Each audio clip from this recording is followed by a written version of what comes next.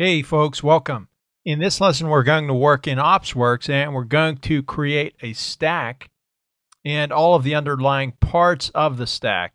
We're going to work with layers, instances, applications. Now, when we talk about configuration management tools, CloudFormation, Elastic Beanstalk, and OpsWorks, I know personally when I was at the associate level, I'd probably work with OpsWorks the least. And OpsWorks is a little bit different in its architecture with stacks and layers and instances in those layers.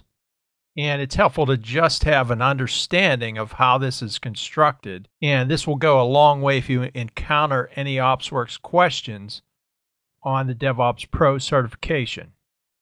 So we're going to create a stack. Let's click on in the DevOps doctrine, let's click on stack creation. And very simply, we're going to create a stack. We're going to add layers, add instances, add apps, and then deploy those apps. And a key part here is the app repository. And this could be GitHub, and in our case, it is going to be GitHub. Could be Subversion, just anywhere that you can provide a URL to its location. In the management console, let's go into OpsWorks, and we're presented with a welcome page. Again, we've talked about this. You can register existing instances, but let's just click Add Your First Stack. And we have a few options here. A sample stack, a Chef 12 stack, and a Chef 11 stack. Now, obviously 12 is just a newer version of Chef. One thing I want to point out is that the Chef 12 stack provides the opportunity to use Windows instances. So that's one major difference. Now, for presentation purposes, I'm going to use the Chef 11 stack. Let's just call it OpsWorks Demo. All right, so I'll just go with the default region, default VPC. We have a default subnet and operating system. Now, you have several options here. And of course, if we were working with the Chef 12 stack and we had selected Windows, we'd have Windows options. And we could select an SSH key if we wanted to SSH into our instances. And we could specify some custom cookbooks. The cookbooks hold our recipes. And we're not going to use cookbooks, but let's just take a look. All right, so if we were using cookbooks, we just have to specify a repository. All right, so let's take a look at advanced features. And we could have a default root device type, EBS backed, instance store. Let's go with EBS backed. We can choose IAM roles and default IAM instance profiles. Now, if you don't have one already created, you can create a new one. And we'll just accept some defaults here. Now, optionally, we can provide custom JSON passed to your Chef recipes for all instances in your stack. Use this to override and customize built-in recipes or pass variables to your own recipes. So that could come in handy for sure. With OpsWorks security groups enabled, it's just going to use default security groups. And if we set this to no, we could specify our own security groups. So let's just click Add Stack. All right, AWS is provisioning the stack for us. So once we have a stack, we have several options: adding layers, adding instances, adding an app, deployments and commands, resources, monitoring. Let's follow the plan, and we're going to add a layer. And we have several options here. And I'm just going to select a PHP app server. We don't have an Elastic Load Balancer right now, but we're going to change that down the road here a bit in the lesson. For now, let's just add the layer. All right, so we can do a lot here. We can work with settings, and we can set instance shutdown timeout.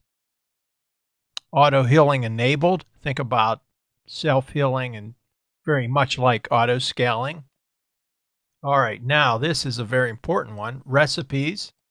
So we have recipes for Setup, Configure, Deploy, Undeploy, and Shutdown. And if you click on any of these, you can look at this. This is Ruby code. Let's click on this Apache stop. And pretty straightforward, but as expected, it's stopping the Apache service. So anytime one of these events occurs, these associated chef recipes will be executed. These chef recipes for each of the events is certainly useful reading. The Ruby code is pretty easy to read, and it will give you a good idea of what's going on when these events occur in your stack. Now let's move on. Let's check out the network tab. And here we can select an elastic load balancer. Work with EBS volumes, security groups, CloudWatch logs. All right, now let's just go back to layers. And I want to show, and let's add another layer. And I'm just going to select Ganglia, which is used for monitoring. Monitors your stack and displays the results on a web page. So let's add a layer. And there we go. We now have 2 layers. All right, so we've added a stack. We've added layers. And it's good to think about these steps. Now, what do we want to do next? We want to add instances. So let's add instances to our PHP layer. Now, the default's a C3 large. That's a bit much. Let's go to T2 micro. All right, now let's click on advanced. Now remember the scaling types: 24/7, time-based, or load-based. So let's just keep 24/7. All right, and let's just accept defaults for the rest. All this is pretty straightforward. We've seen this before elsewhere. So let's click Add Instance. Now note initially the status is stopped. So let's go ahead and start. All right, now this is going to take a little bit. Let's open a new tab and create an elastic load balancer. All right, so let's create a load balancer. And let's just use a classic load balancer. Stick with the default VPC. All right, security groups. And we'll just stick with the default security group. And let's configure the health check. And let's use TCP on port 80.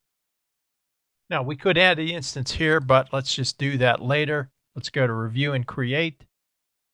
And create. All right, now let's go back to OpsWorks. And note that our instance is still booting, and that's fine. Let's go to layers, settings, and let's click on network. Now we can add our elastic load balancer. Now remember, this is layer specific, so this ELB only applies to the PHP app server layer. And as far as instance shutdown behavior, let's click shutdown an instance without waiting for connections to drain. That's something we'll talk about in the next lesson. And then let's just click save.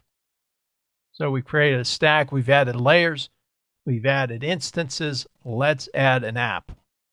And note it defaulted to a PHP app. We could change that if we wanted to. All right, now we're going to use Git for a repository type, and we need to specify the URL location. Okay, now let's just add the app.